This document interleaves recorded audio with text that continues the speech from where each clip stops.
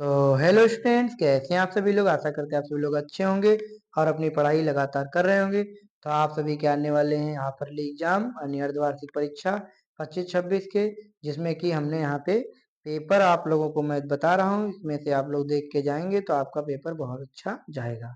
तो आइए देर न करते हुए क्वेश्चन पेपर पर चलते हैं। यहाँ पे पहला प्रश्न है, शुक्ल युग के आलोचना विधा के प्रमुख लेखक कौन है। तो आप लोग इसका बताएंगे कौन सा होगा। शुक्लोत्तर युग की समयावधि कितनी है, ये आप लोग देख लेना। निर्मला किस विधा की रचना है। शुक्ल युग के निबंधकार कौन है।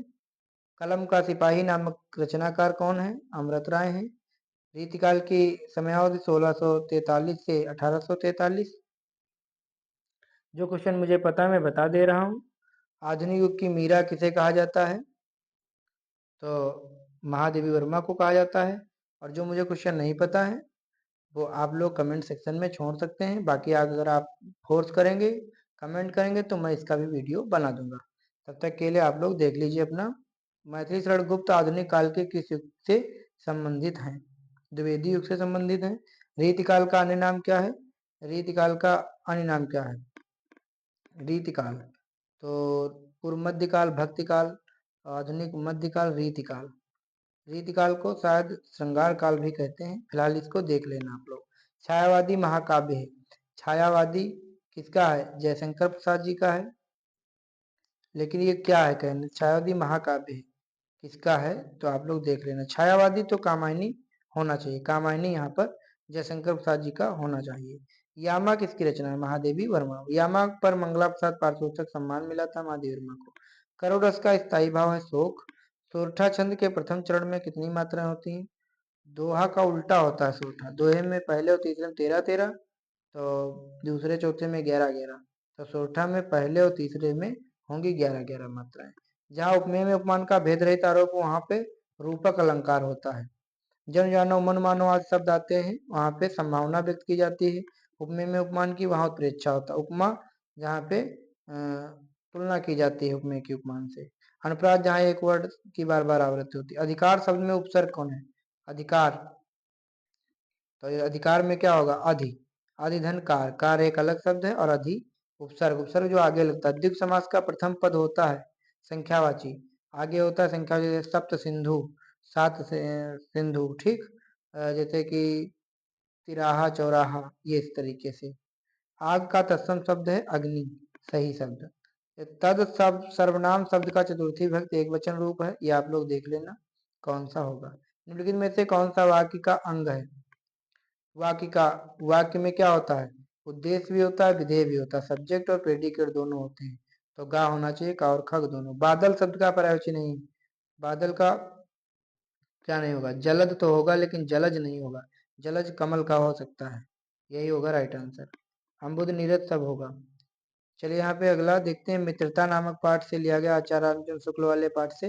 मित्रता के लिए आवश्यक नहीं कि दो मित्र एक ही प्रकार कार्य करते हो, प्रकृति और अनाचरण की, इससे पूरा दिया है। इसका संदर्भ और इसकी व्याख्या इतने की करनी है, रेखांकित अंश की। अगर वो नहीं कर पाते हैं तो ईर्ष्या तू ना गई मेरे मन से, रामधारी सिंह दिनकर जी का है। और ये सारे क्वेश्चन इसमें से करने हैं। उदो मोह ब्रज बिसरत नाही, वृंदावन गोकुल बन उपवन संगन कुंज की छाही। उदो से इसमें गोपिकाएं कहती हैं कि मुझे गोकुल भूलता नहीं। प्रात नहीं, गोपिका नहीं, कृष्ण जी कहते हैं उदो से। रात समय माता जसमती और नंद देख सुख पावत, माखन रोटी दे सजायो अतिहत साथ खवावत। गोपी ग्वाल बाल सिंह खेल सब दिन हसत सिरात, सूरदास दंदन ब्रजवासी जिनतो हित जंतुनाथ। मतलब सूरदास जी का ये पद है और इसके बारे में पूरा आपको व्याख्या करनी है। मेरी भव बाधा और राधा नागर सोई, जातन की झाई पर श्याम हरत दुत। हाँ, अगर वो नहीं कर पाते हैं तो इसका जो है आप लोग करिए। नीचे दिया गया संस्कृत खंड में एक संदर्भ सहित व्याख्या करना है। वाराणसी सुविख्यात नगरी, प्राचीन प्राचीना नगरी। वाराणसी वो भी मतलब विश्वविख्यात प्राचीन नगरी है। इयम विमल सलिलम तरंगायाम गंगाया कोलेसिता, हास्य घटा नाम वलयाकृत पंक्ति, इसका लिखना है। अगर इसका नहीं लिख पाते तो इसका लिखिए, तस्मिन काले तसी ग्रामीण से ग्राम आगता। मतलब इसका किसी एक का व्याख्या करनी है, ठीक। नीचे दिए गए संदर्भ श्लोक का व्याख्या कर, मतलब श्लोक का अर्थ लिखना है। मंगलम मरणम यत्र विभूतश्च विभूषणम, कौपीनम यत्र कौशेयम सा काशी, यत काशी केन मीयते, उत्तरम यत समुद्रस्य हिमाद्रेश्चैव दक्षिणम वस्तद भारतम नाम भारती यत्र संतति। दोनों में से एक का करना है। अपने पाठ्यपुस्तक खंड काव्य के आधार पर नायक का चरित्रण कीजिए। अपनी पाठ्यपुस्तक के कंठस्थ कोई श्लोक लिखिए जो प्रश्न पत्र में न आया हो। दिए गए लेखकों में से किसी एक का जीवन परिचय। जयशंकर प्रसाद जैसे 1890 और 1937 में मृत्यु, काशी के रहने वाले थे। 1884 में आचार्य रामचंद्र शुक्ल का जन्म। इसी प्रकार से आप लोग किसी एक का करना है। इसमें सूरदास का कर सकते हैं 1478 1583।